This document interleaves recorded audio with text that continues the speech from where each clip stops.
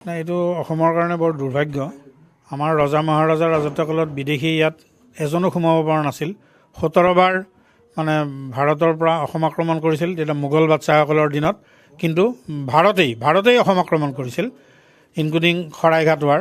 কিন্তু কোনো বিদেশীয়ে অসম দখল কৰিব পৰা নাছিল। আজি বিনা যুদ্ধে কোনো কাৰণ নোহোৱাকৈ অবৈধ বিদেশীক অসমত ৰাখিবৰ কাৰণে ছাত্ৰ সন্থাই এখন চুক্তি কৰিলে। কালি শ্বহীদ দিৱস পাতিছে, এইটো লজ্জাজনক আৰু ধিক্কাৰজনক কথা। যি বিদেশী ৰাখিবৰ কাৰণে চুক্তি কৰিলে, আকৌ শ্বহীদসকলৰ স্মৃতি দিৱস পতাৰ তেওঁলোকৰ অধিকাৰ নাই, কাৰণ শ্বহীদসকল মৰিছিল ভাৰতৰ সংবিধান মতে 51 চনৰ যি ভিত্তিবছৰ সংবিধান মতে সমগ্ৰ ভাৰতত প্ৰযোজ্য হৈ আছে তাক কাৰ্যকৰী কৰিবৰ কাৰণে। গতিকে শ্বহীদসকলক মানে অপমান কৰি এই শ্বহীদ দিৱস পাতি ধিটিঙালি কৰি থকাটোৰ নিচিনা লজ্জাজনক আৰু ধিক্কাৰজনক কথা নাই। আৰু ৰজা মহাৰজাৰ ৰাজত্বকালত বিদেশীটো খেদাটো দূৰৰ কথাই, তো বিদেশীসকলকহে আদৰি ল'লে। বিদেশীৰ ভোটেৰেই এই ৰাজপাত খাই আছে, অগপই হওক, বিজেপিয়েই হওক, কংগ্ৰেছেই হওক। গতিকে অসমখন ভাৰতৰ ভিতৰত অত্যন্ত অসম আন্দোলন 100% ব্যৰ্থ হৈ গ'ল। অসমৰ ৰাইজেতো ভবা নাছিল এনেকুৱা এটা পৰিস্থিতিৰ সৃষ্টি হ'ব বুলি।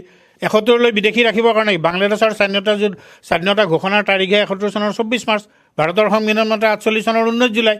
কিন্তু চেঞ্চাছ প্ৰথম স্বাধীনতাৰ 3 বছৰ পিছত হোৱাৰ কাৰণে 51 ভিত্তিবছৰ বুলি সমগ্ৰ ভাৰততে প্ৰযোজ্য হৈ আছে।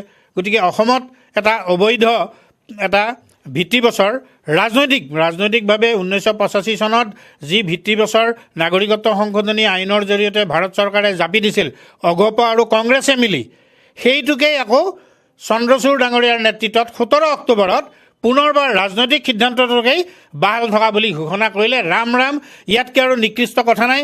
এইটো এটা ৰাজনৈতিক ইছ্যু, সেইকাৰণে আমি এইটো চেলেঞ্জ কৰিছোঁ। 13জনীয়া বেঞ্চত চেলেঞ্জ হ'ব।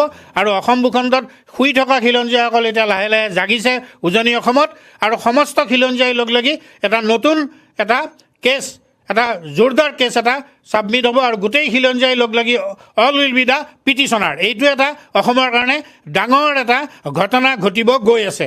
গতিকে আমি আশা ৰাখিছোঁ যে আজি পেৰং চিৰি ডাঙৰীয়া আমাৰ সভাপতি আছিল, তেওঁ অনাই বনাই ঘূৰি ফুৰিছিল সমগ্ৰ অসম এই খিলঞ্জীয়াসকলক ঐক্যবদ্ধ কৰি খিলঞ্জীয়াৰ অধিকাৰ প্ৰতিষ্ঠা কৰিবৰ কাৰণে। তেওঁৰ আজি এবছৰ পূৰ্ণ হোৱা উপলক্ষে আমি তেজপুৰৰ এই সদৌ অসম সাংবাদিক সন্থাৰ কাৰ্যালয়ত শ্ৰদ্ধাঞ্জলি জ্ঞাপন কৰি আমি অতি গভীৰ আৰু দুখেৰে সৈতে এই কথাখিনি অসমৰ ৰাইজক জনালোঁ।